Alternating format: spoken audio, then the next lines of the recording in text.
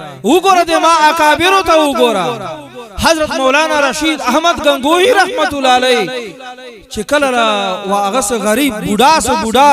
سترګو نظر ختم سو سترګو نظر ختم دا نظر چار نه کوي بوډا دا دای شپې سترګې توروي چا ورته له حضرت سترګې ولې توروي اوس خو تاسو سترګو نظر ختم دا دای چور خشلای جواب ورکوي ورته له کده ما سترګو نظر ویاو کنوي زه خو د خشلی محبوب سنت پرېږ دولای نسم ما کسترګو نظر ویاو کنوي ما د سترګو تورولو دا خو د ما خشلی محبوب طریقه ده دا خو د ما پیغمبر طریقه ده ما کسترګو نظر ویاو کنوي زه د خشلی پیغمبر سنت خو نه پرېږ دولای نه دی وی نظر مې دی نوي خو چې خشلی پیغمبر سنت مې آدابي دا خلقو چې د خشلی پیغمبر طریقو سره به پستر ګړندو وخت باندې بیا به اتباع کوله فضیل بن عیاض رحمه الله صائم الدهر ورته وایي ټول کال بیا روزه لرله 500 رکعاتونه بیا همیشه نفل کول او 5 ورځې بیا مسلسل روزه وا دور لوی عبادت گزار او دا د سفیان ثوری رحمت الله علیه مرید دا خدا خشلی پیغمبر صلی الله علیه وسلم اتباع یو ورځ او داس کوي پاو داس چې غلطی سره یو سنت ورنه پاتاس هر یو اندام لکه مخ درې ورتی منجل دا سنت دی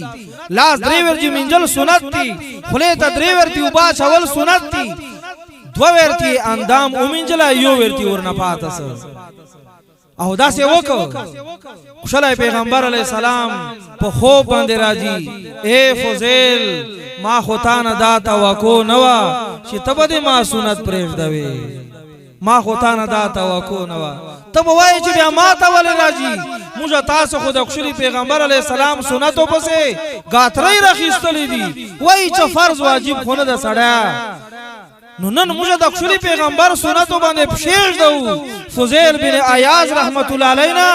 نبی علیہ الصلوۃ والسلام په وی سنت باندې ګیلا وکړه اے فضیل ما خدا توقع نه و چې تبه ما سنت پرېږدوي خوب نه بیدار سو سوچ ورلای اچھا مان پاو داسو چې سنت پاته سوای دا نفس ته سزا ور کوي اے نفسا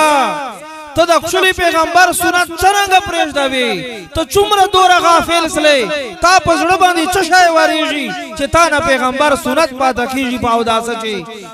یو کال په جان باندې 500 رکعات نفل دای په جان باندې لازم کړل چې تا ته سزا درکو 500 رکعات نفل به یو کال 12 میاشتې زکو چې دا کفاره داسي چې ما نه خشلی پیغمبر سنت ولې پاته سوي دي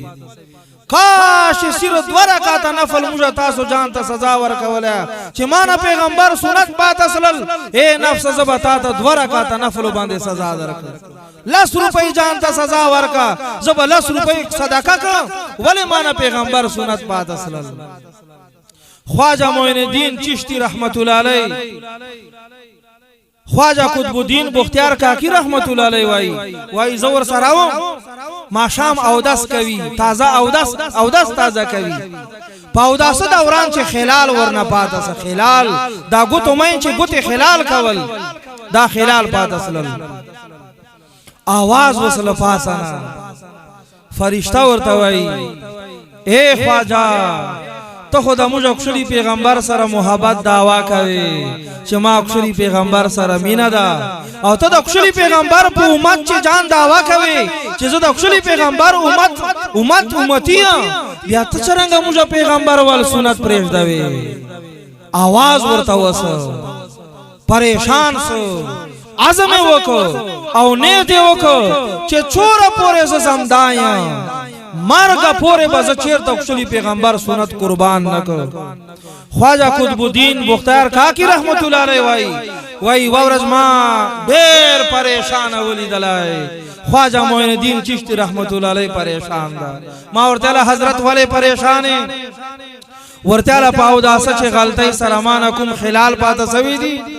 پدې باندې پریشان یم چې نبی علیہ الصلوۃ والسلام سره به ما ملاقات کیږي څنګه به زه مخور کوم که پوښتنه وکړه چې ما سنت لتانه څنګه پاتا کېدل زبا څنګه جواب ورکوم ما او تا ته پچار دي ما او تا به دومره په زورونو طریقو قربانولو سره ما او تا به پیغمبر ته څنګه درېږو سوچ کوا زکه موږ تاسو ته بچار دي چې د خوشالي پیغمبر طریقې اختیار کو خوشالي پیغمبر طریقې اختیار کو دا گناهونه بس وس نور پرېږدو ایوای وا يهودو